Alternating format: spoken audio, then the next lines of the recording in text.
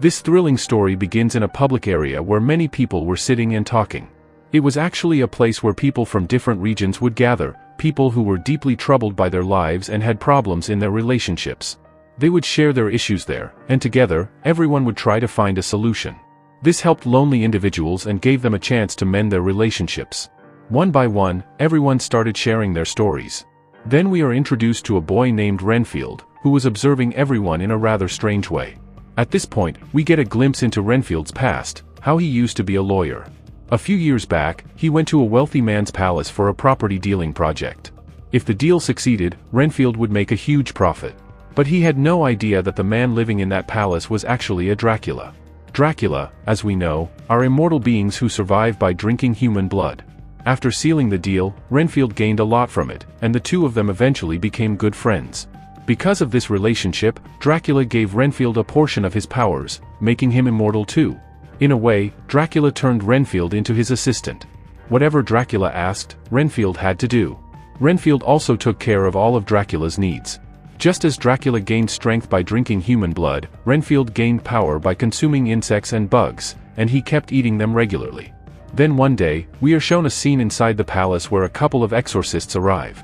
They had come to capture Dracula, as he was dangerous for the public. These exorcists had highly advanced equipment, and using it, they almost succeeded in capturing Dracula.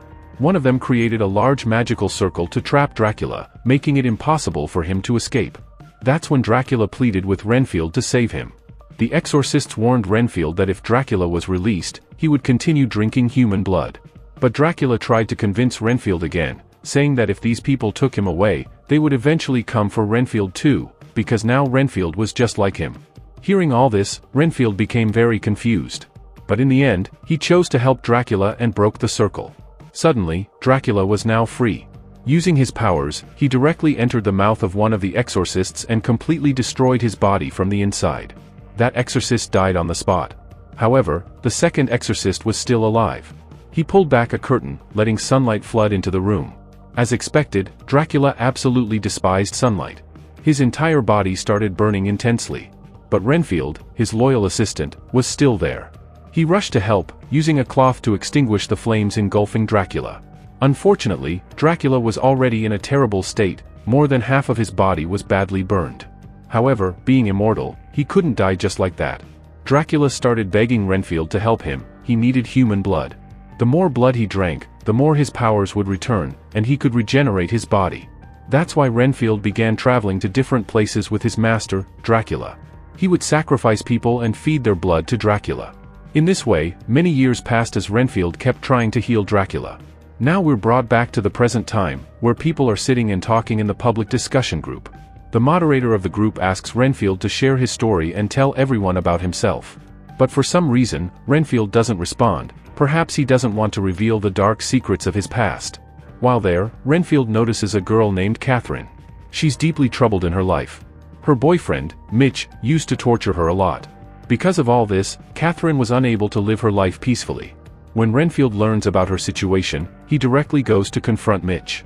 That's because Renfield would only kill evil people and offer their blood to Dracula, never innocent ones, as Renfield was a good person at heart. Catherine's boyfriend Mitch was involved in illegal activities with drug dealers and had committed several murders in his life. So Renfield heads straight to Mitch, who was accompanied by two of his men. Using his powers, Renfield kills both of them, and then begins to brutally attack Mitch as well. For Renfield, these men were nothing. But suddenly, a mysterious man appeared. He was massive in size, and his head was covered with a mask. He was furious. The first thing he did was knock Mitch down, then he attacked Renfield and flung him far away. Renfield was badly injured, so to regain energy, he pulled out a small insect and ate it. This instantly restored his powers. Now fueled again, he charged at the masked man and attacked his head.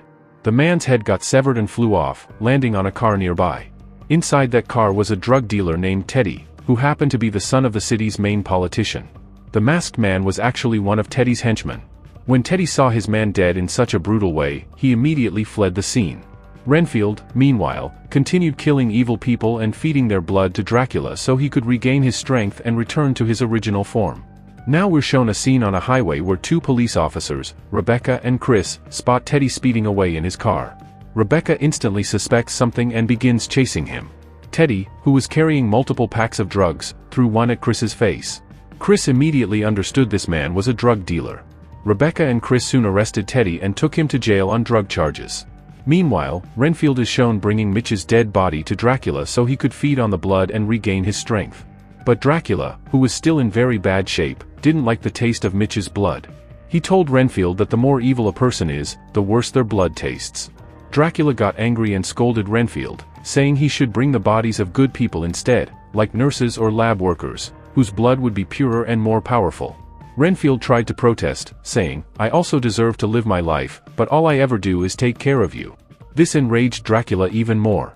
He slashed Renfield's stomach with his sharp claws, injuring him severely. But then Dracula realized that Renfield was the only one helping him at that moment. So, he extracted blood from Mitch's body and used it to heal Renfield's wound.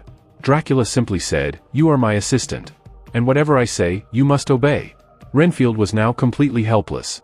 Meanwhile, we see Teddy, who was in jail and demanding to call his lawyer, refusing to say anything without legal representation. Rebecca and Chris were also present at that time. It was revealed here that Teddy was the one who had killed Rebecca's father. Since then, Rebecca had been trying to bring him to justice, but nothing ever worked. Teddy came from a very rich and powerful family, and no matter what crime he committed, he was always bailed out quickly. And this time was no different. Teddy's lawyer arrived, paid a large sum of money, and got him released. Teddy was extremely cheerful, celebrating as if nothing had happened, while Rebecca was confused and frustrated about how he was freed again. Rebecca had a sister named Kate. Both sisters knew Teddy was responsible for their father's murder, and they had been working to punish him ever since. Kate tried to calm Rebecca down, saying, "We'll get justice, but this isn't the right moment. We need to be patient and plan carefully." So, both sisters began preparing their next move. Next, we see Teddy arriving at his luxurious home, where his mother, Bella, was waiting for him. Bella started explaining that their family had made many sacrifices to build the empire they had today. But based on Teddy's reckless behavior, it didn't seem like he would be capable of handling that legacy. She warned him that getting involved in petty drug deals and criminal activities was ruining his image. Bella gave Teddy strict instructions that he must now start managing these situations himself. In a way, she was giving him a free hand to do whatever he wanted, as long as he stayed out of legal trouble. Teddy, with this green light, left to do as he pleased. We then return to Rebecca and Chris, the two police officers continuing their investigation. They eventually arrive at the scene where Renfield had killed Mitch and his men. There, they find a blood-covered pen with the name of a cafe written on it.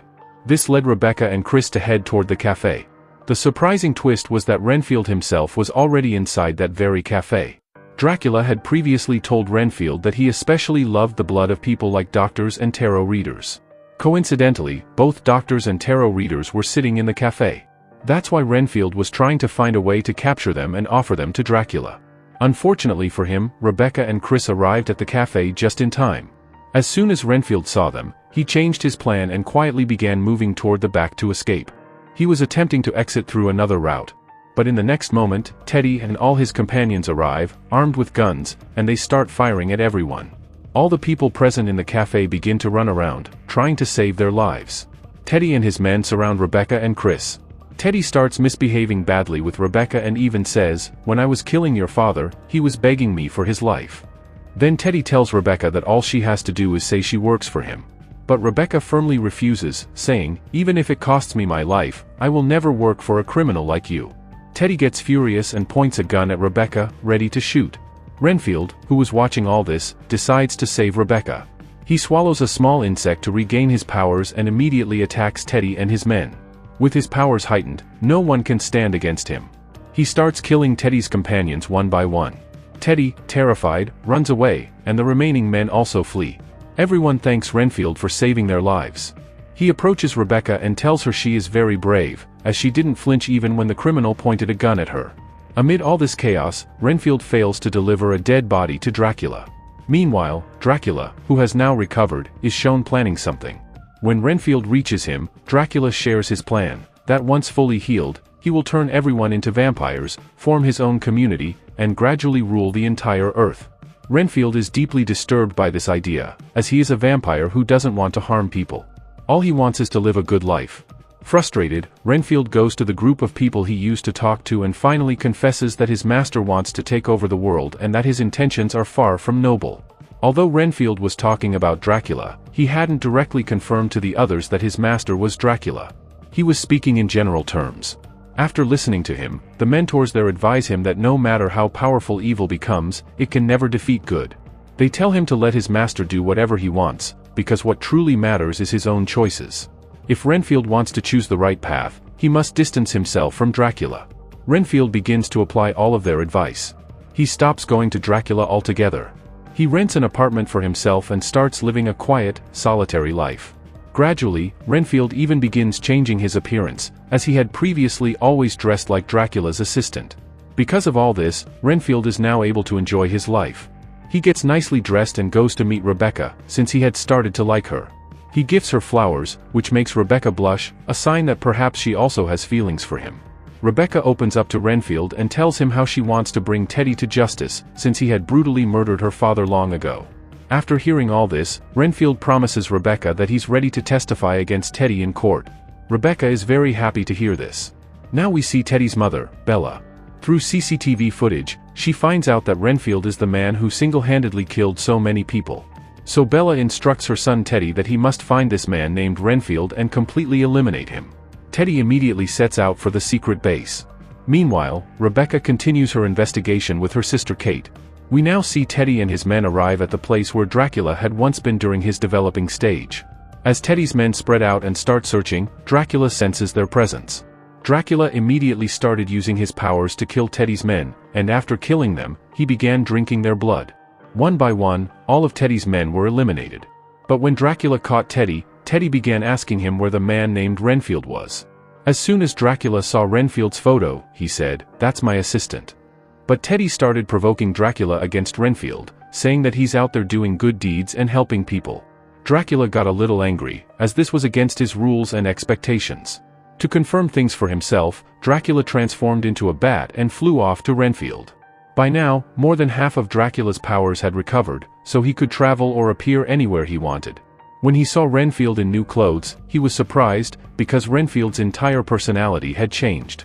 At first, Renfield was scared to see Dracula, but then he composed himself and began making excuses, saying, "I was just about to come to you. I've stored up a lot of dead bodies to make you stronger." But Dracula already knew the truth. He said, "You're doing the wrong thing. The powers you have were given by me. That makes you my assistant, and you should stay that way." But just then, Renfield picked up a book and showed Dracula something in it. He said, simply, "I have the right to live my life, and I want freedom." Dracula became even angrier and snatched the book from Renfield. It contained information about the same church where public support groups used to gather and solve problems together. Seeing the church, Dracula remembered something and suddenly disappeared, going there directly. Renfield realized that Dracula had probably gone to attack those people from the support group and drink all their blood. So he rushed to the church as fast as he could and warned everyone to leave immediately, saying that Dracula was coming and would kill them all. Unfortunately, no one took him seriously. But shortly after, Dracula arrived. Everyone finally realized that Renfield's boss he had been talking about all along was indeed Dracula. Renfield pleaded with Dracula to spare these good people. But as soon as Dracula heard that they were good, he became delighted, because those were exactly the kinds of people he was looking for. Despite Renfield's pleas, Dracula killed all those people and drank their blood, which made his powers grow tremendously. After that, he disappeared again. When the police arrived shortly afterward, Rebecca found dead bodies everywhere, with Renfield sitting in the middle. Even though she didn't want to, Rebecca arrested Renfield, thinking he was the one responsible for the massacre. As she was taking him out, a large number of police forces started arriving at the scene. Among them were Bella and all her associates, who approached Rebecca and told her, "Give us this man, Renfield, and in return, you will get as much money as you want." There was also the head of the police officers, who was associated with Bella. He told Rebecca that she would get a promotion, but they needed to hand over Renfield to them. Rebecca realized that these people were probably planning something wrong with Renfield, so she quickly acted. She shot and killed all the officers who tried to stop her, then put Renfield in a car and escaped. At Bella's command, all the officers started firing, and one bullet hit Rebecca. Some time later, when Rebecca opened her eyes, she found herself in Renfield's room. Initially, she was terrified and pointed a gun at him, but Renfield calmly explained everything to her. He told her that he worked for Dracula and was his assistant. They had been on Earth for centuries and were completely immortal. However, Rebecca didn't believe him, as she needed proof. Meanwhile, Rebecca's sister, Kate, who was conducting an investigation, had gathered some important information that she started sharing with Rebecca. Rebecca knew she had to meet her sister, so she decided to leave with Renfield. At that moment, a large team of police officers arrived at the scene. To escape, Renfield asked Rebecca to find an insect to eat, as eating the insect would restore his powers. She managed to find one, and after eating it, Renfield brutally attacked the approaching police officers. He was so powerful that he even ripped off their hands. Rebecca was shocked to see the powers Renfield had. Slowly, she started to believe that the things Renfield had said might actually be true. Together, they managed to escape from the police officers. Meanwhile, Dracula was shown with Teddy. Dracula started asking Teddy for help, saying he needed many people to convert into his assistants, and they would work for him. Teddy agreed to work with Dracula, forming an alliance with him. On the other side, Bella was seen with the police officers who were leaving because they didn't want to work with her anymore. But in the next moment, Teddy brought Dracula to them, and it seemed like they were about to start working together as one team. Here, Renfield tells Rebecca everything about his life, how, due to one mistake, he lost his entire family. Since Dracula made him his assistant, his personal life had no value anymore. He wanted to live his life on his own terms. Soon after, Rebecca receives a call from Bella, who says, "I have your sister Kate with me. If you want to see her alive and well, bring Renfield to me quickly." Dracula also calls Renfield, asking him to come to his location. Renfield, with a few insects, heads straight to their hideout with Rebecca. When Renfield arrives, he notices that Dracula has made Teddy his new assistant and has given him a small portion of his powers. As they enter, several people attack Renfield, but he defeats them all and heads straight to Teddy. Meanwhile, Bella arrives in front of Rebecca. Bella quickly locks all the windows and doors, trapping Rebecca. Just as things are looking grim, Dracula appears behind Rebecca. Rebecca asks where her sister Kate is, but Dracula reveals that he has injured Kate and is holding her captive. He offers to heal her, but in return, Rebecca must do his bidding. On the other side, Renfield and Teddy engage in a fight. Due to the new powers given to Teddy, he manages to overpower Renfield for a while. Renfield is severely injured, but at one point, he finds an insect and eats it. This gives him the strength to kill Teddy. Renfield rushes to save Rebecca, but by then, Dracula has begun controlling her. In the next moment, Rebecca presses a button, causing all the windows to open. The sunlight begins to shine in, burning Dracula, forcing him to transform into a bat and flee, injuring Renfield in the process. Renfield is left unconscious, and Dracula quickly closes the windows again. He advances to kill Rebecca, but just as he does, Rebecca shoots him in the leg with her gun. Dracula's blood spills into Renfield's mouth, and he gains enormous strength. Renfield attacks Dracula, and though he manages to break both of Dracula's fangs, they begin to regenerate quickly. But then, Renfield remembers the truth that the mentors had told him, and realizes that the true power lies within him, and that he must continue to fight. Therefore, Renfield gathered all his strength and moved forward to kill his master, Dracula. Meanwhile, Rebecca, using a book she found, casts a spell that creates a circular path, trapping Dracula inside. Renfield doesn't stop attacking Dracula, relentlessly striking his face and tearing his body into pieces. They brutally killed Dracula and washed his remains down the gutter, ensuring he wouldn't regenerate. Rebecca's sister Kate returns, looking very happy. Now, Rebecca trusts Renfield completely, so she decides not to send him to jail. In the end, we see Renfield sitting in the same public talk, sharing his experiences with everyone who had guided him. Rebecca joins him, and our adventurous story ends here.